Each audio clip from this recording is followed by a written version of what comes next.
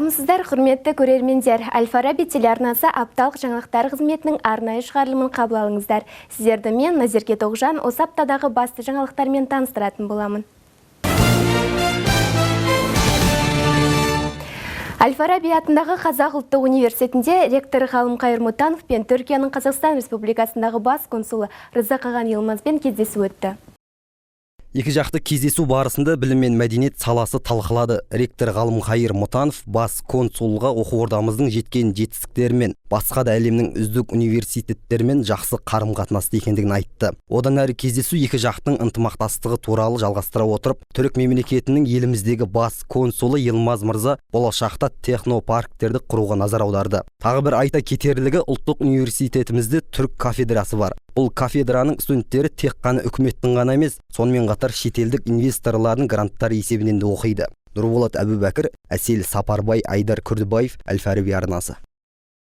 Қазуда Біріккен ұлттар ұйымының бағдарламасы академиялық ықпал ЮНЕЙ орнықты даму үшін хаб деңгейіндегі қызметтің алғашқы кезеңін табысты аяқтап, өзінің көшбасшылығын көрсетті.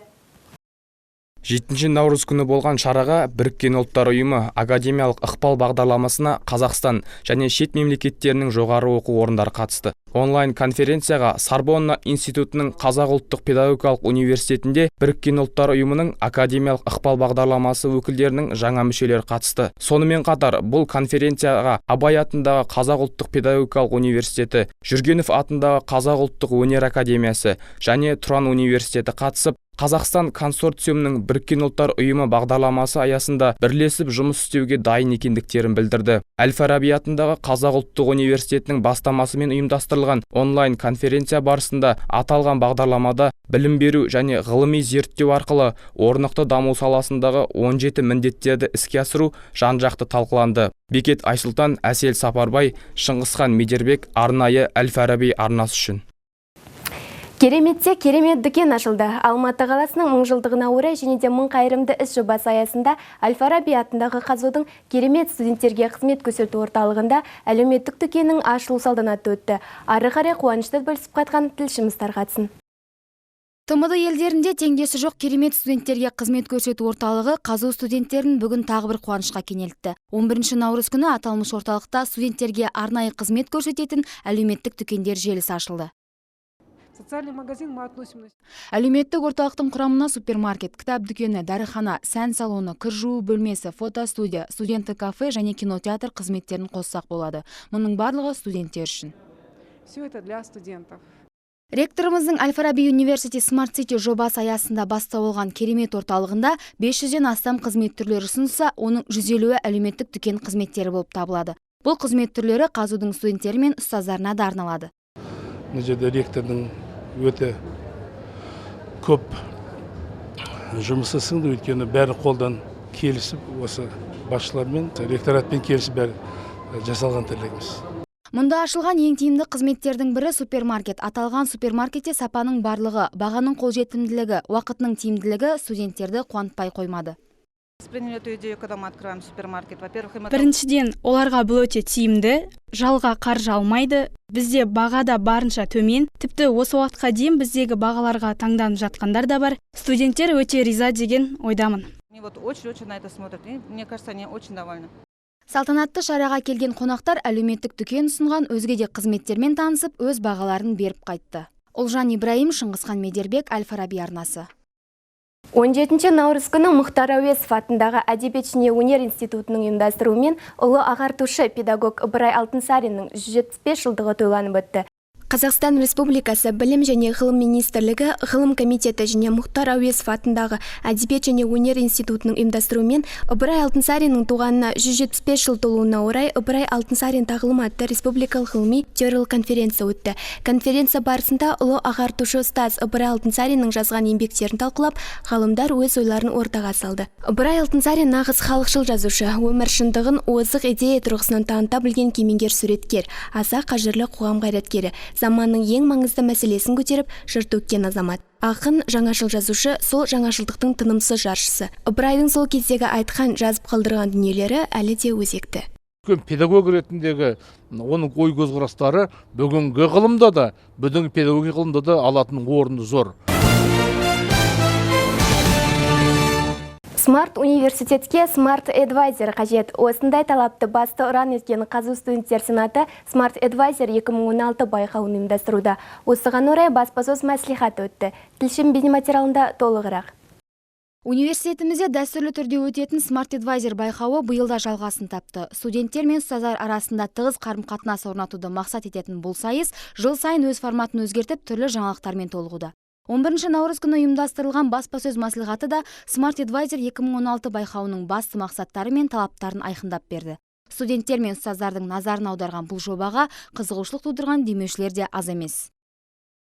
Данный проект нас заинтересовал тем, что... Бұл жоба біздің қызығушылығымызды оятты. Біз әрдайым өз серіктестеріміз бен жастарға көмектесуге дайынбыз. Қазіргі уақытта ағылшын тілі болашақтың кілті болғандықтан, біз студенттер мен ұстаздардың ағылшын тілін үйреніп, Еуропа мемлекеттерінен қосымша білім алып, өзге мемлекеттермен тәжірибе алмасып, елімізге жаңа біліммен келгенін қалаймыз. Жиын соңында студенттер өз ұстаздарына сәттілік тілеп, Қазу студенттер сенаты ұсынған мега жобаның жоғары деңгейде өтеріне сенім білдірді. Ұлжан Ибраим, Айдар Күрдібаев, Әл-Фараби арнасы. Әл-Фараби кітапханасында Қазақстан медициналық зертханалық диагностика қауымдастығының 4-ші халықаралық конгресі болып өтті. Заманауи зертханалық медицина, зертханалық сараптаманың инновациялық технологиялары мен оларды Қазақстанда клиникалық қолдану мүмкіндіктері туралы ол жиында не айтылды? Толығырақ тілші тарқатсын. Қазақстан медициналық зертханалық диагностика қауымдастығының 4-ші халықаралық конгресі барысында еліміздегі медицина саласына қатысты қордаланған мәселелер сөз болды. Жиын барысында заманауи зертханалық медицина, зертханалық сараптаманың инновациялық технологиялары мен оларды Қазақстандағы клиникалық қолдану мүмкіндіктерін талқылады. Дөңгелек үстелге отандық ғалымдармен бірге Франция, Ресей мемлекеттерінің медиктері қатысты. Конгресс дәстүрлі түрде жыл сайын жалғасып келеді. Бұл жобаның қолдаушылары өзіміздің ұлттық университетіміз бен ұлттық медициналық университеті екендігін айта кетсек артық болмас.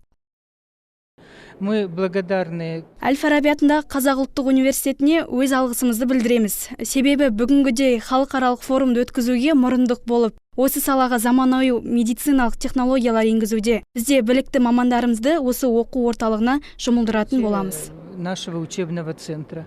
Қазу география және табиғатты пайдалану факультетінің ең сұлу студенті анықталды. Факультет арулары арасында өткен сұлулық байқауда қатысушылардың тек сымбаты ғана емес, ақыл парасаты да бағаланған. Мисс Геофак 2016 байқауының гранд-финалында тілшімізде болып қайтты. География факультетінде жыл сайын дәстүрлі түрде өткізіліп жатқан сұлулық байқауының биылғы қатысушылар арасында бәсеке жоғары деңгейде болды. Әр кафедраның намысын қорғап шыққан кербез сұлулар білім, сұлулық, өнер байқаулары бойынша сынға түсті. Жастайымнан көптеген байқауларға қатыстым, қалалық, аудандық және өзіміздің мектепшілік байқауларға қатыстым. Көптеген бас жүлделер, бірінші орын алдым. Осы университетке түскеннен кейін тағы да өзімді бір қырынан танытайын деп шештім. Ақылына көркі сай арулар қазылар алқасын заманауи биімен, дәстүрлі әндерімен және тамаша актерлық шеберліктерімен тәнті етті.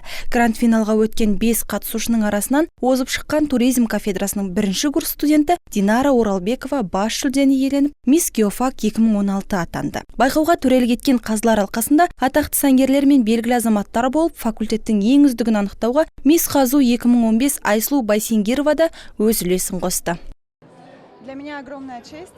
Қазудың аруы ретінде мынандай керемет шараларда әділ қазы алқасында отыру мен үшін үлкен мәртебе. Меніңше осындай байқаулар университетіміз үшін өте қажет. Сонымен қатар география факультетінде ең сұлу атануыма үміткер ақылды да сымбатты арулар өте көп және бұл байқау жоғары деңгейде өтеді деген үміттемін. Осы аптада бізге келіп түскен маңызды іс-шаралар тізбегі осы болды. Ескерте кетейік, біздің арнамызда Қазу оқу корпустары мен студенттер үйіндегі арнайы мониторлардан және де YouTube сайтындағы Әл-Фараби TV парақшасына жазылу арқылы көре аласыздар. Сіздермен эфирде болған мен Назерке Тоғжан. Келесі аптада жағымды жаңалықтармен жүздескенше аман сау болыңыздар.